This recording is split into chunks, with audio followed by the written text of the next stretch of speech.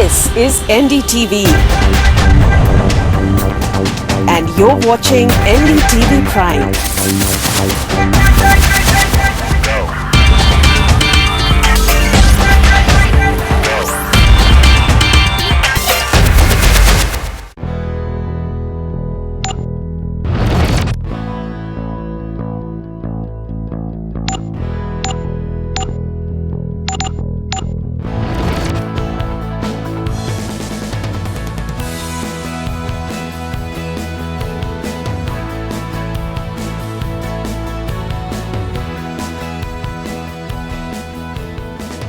There are elections to 5 states coming up. UP and Punjab, of course, the most important of them. This is going to be a key test for the government. But before that, in fact, just before those elections kick off, there is another key test, that of course being the budget. As we look at what various sectors are expecting, let's just also keep our eye firmly on what entrepreneurs want. And that's what we're looking at over the next half an hour. Let me introduce my very special panel of guests that we have for you today. Rituparna Chakravarti, co-founder and executive vice president of Teamlease, one of India's leading staffing companies.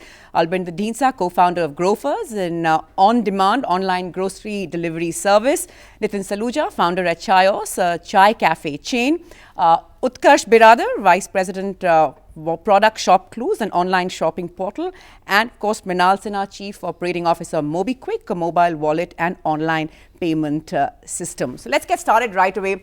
Rituparna, exactly a year ago, there was one day the government had, in fact led by the Prime Minister, devoted to entrepreneurship in the country. But 2016 perhaps didn't turn out the way that India's entrepreneurs or startups had imagined. What is the one big ticket thing, if I could ask you, that you would expect from the government to change the story as it were this year? I kind of label last year's budget as the Goldilocks budget, just right, not too warm, not too hot, not too cold. I think there was a lot of promising commitments made during that budget. I think one of the most important things that the government needs to focus on is that while the fiscal dole-outs have been given, I don't think that those dole-outs or those incentives or those schemes and benefits are actually reaching out to the people who actually require them. There is a challenge in terms of communication, awareness, and access. Until and unless the government actually focuses on these announcements merely are not going to help. Albinder, as someone who's in the online grocery delivery service, you've had a bumpy 2016, more in the headlines for the wrong reasons than the right ones, which is very different from 2015. What do you believe the government can do for players like yourself in this space to sort of make this year different? I think the government can't do much for our businesses. I think we have to sort of figure our own way through it.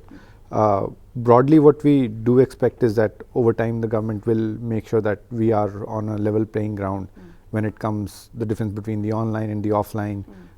As more organized online players, we still have to comply with a lot of the regulations, which the offline guys are also supposed to comply with, but they don't. And I think that creates that sort of defeats the purpose of a lot of initiatives that the government has recently also taken, including Notespan. If we can't stop the smaller traders, the merchants from actually going back to their old ways where they dodge indirect taxes, they don't pay income taxes, that really skews the battlefield away from the startups to overcome that. But I don't think, we don't expect the government to come and help us and help us figure out our own businesses. I think we'll have to do that on our own. That's actually quite interesting because it comes in the backdrop of two of our biggest startups talking about the need for the government to step in, Nitin, and sort of do something more for them. We've heard from Flipkart and Ola talk about, in a sense, about protectionism. Before we move on this, how do you see that demand and that debate? I don't think Ola and Flipkart need that kind of protectionism as has been put forth by them. I think the more the competition, the better we all get, the better it is for the country, and we've got to be on our feet, and that's how we've got to fight. Right. Not a big one on that. Right. Mrinal, would you agree? Yes and no. So I don't think we need protectionism, but I think the point that some of these founders are trying to make is that if you take a startup which is in the US, and trying to compete in India versus another startup which is in India. Or similarly, if you compare India versus China, there is a difference in the level playing field because access to capital is easier in the US and easier in China. So, so long as you tackle that difference, right, we're fine, don't need protectionism. But at least, I think. But is the battle increasingly becoming only about who has deeper pockets? It's not only about who has deeper pockets. It's risk capital across the world has fueled innovation, right? That's true, everywhere. That's the reason Silicon Valley exists, and therefore capital is a very important part of enabling entrepreneurship, and therefore risk capital has to become available. I'm talking not just about one or two companies, but in general to the Indian ecosystem. Risk capital from India has to become available to the Indian ecosystem. The reason is, if you think about the internet, in about 8 years from now, internet contribution to the GDP from the internet will be higher than infrastructure. And in the light of that, I think some of India's biggest institutions, some of biggest capital holders have to come behind the internet ecosystem in a substantive way, the way the Chinese pension fund is done.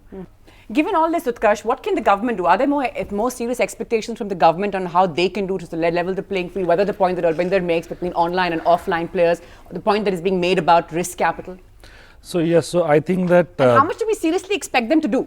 I mean, it's okay to have a never-ending wish list, but no, not too many how much do we expectations expect for sure, not too many expectations. And part of being an entrepreneur is, of course, being able to fight your own battles.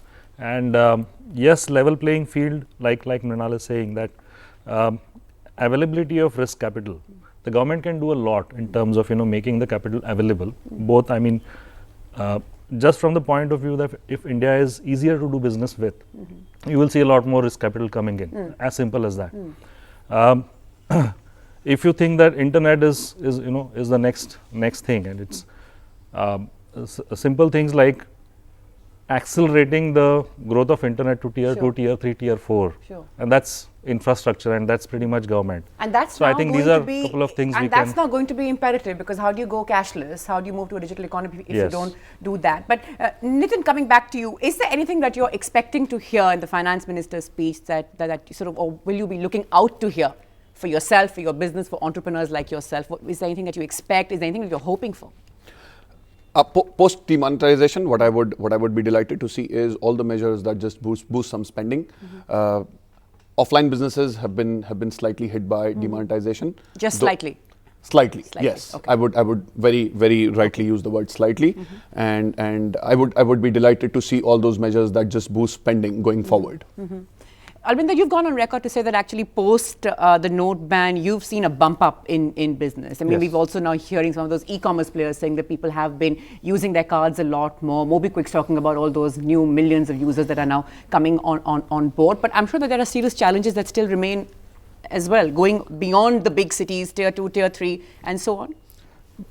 Those are more structural challenges that are not startup specific either, right? We see a lot of issues when we go and open in tier 2, tier 3, even if we are doing infrastructure investments, getting the right labor force, meeting sort of the right wage expectations.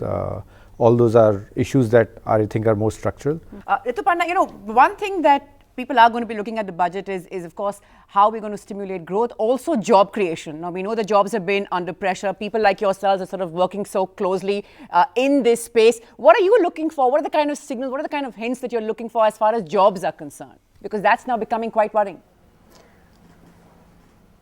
So I have a 3x3 thing ask list, honestly, non-fiscal in nature. The three things that we need to do to actually boost formal employment generation. One, I think the finance minister in 2015 did allude to a little bit that PF and ESIs in India have hostages and not clients. And hence we need to give the choice of structuring of the wages, especially to low-income workers, around how they would like their wages to be structured. Essentially give them choice around whether they would want to contribute their contribution of the PF, whether they want it to be actually put in EPF or in NPS, or whether they would like to contribute their share of the SIC or just opt for some IRDA, sponsored scheme. Similarly, Organizations today, I mean, you'll be fascinated, every employer, and this is particularly relevant if you were to create jobs, formal jobs, through actually having a lot more entrepreneurs coming into in India or setting shop in India. Any regular mid-sized businesses need to procure 25 plus different identity numbers.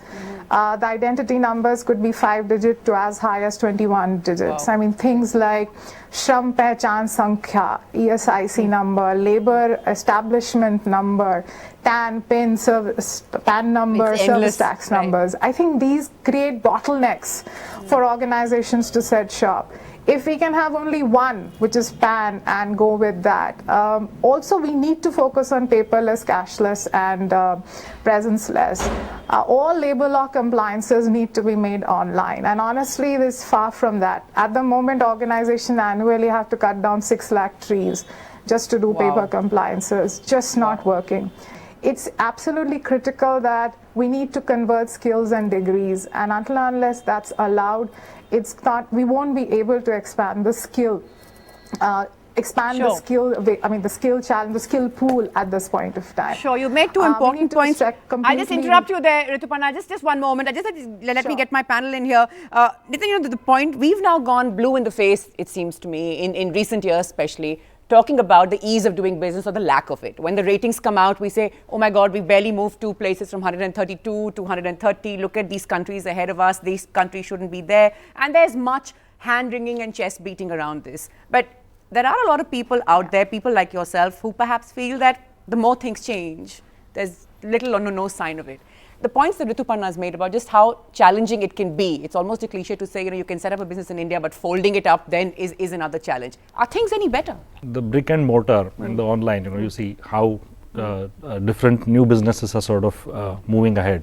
I would say, simply put, a single window, presence-less. These are words that the government can bring in. And one simple ask is, well, if you really need help, ask us. We would be more than glad to sort of help you with that. Single window today is not a very big thing. A lot of private companies do it. And so why can't the government do it? Ask us, we will be glad to help, kind of thing. That's the big challenge. What about you, Mrinal? How do you see this? The fact that we just can't seem to be able to crack this ease of doing business. The global stats also tell us how poorly we are faring on this.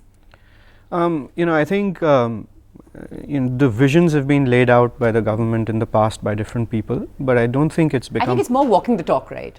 Yeah, I don't think it's programmatic. So to your point, it's not yet walking the talk, right? I think if the intent needs to be converted on the ground to action, that's not happened yet.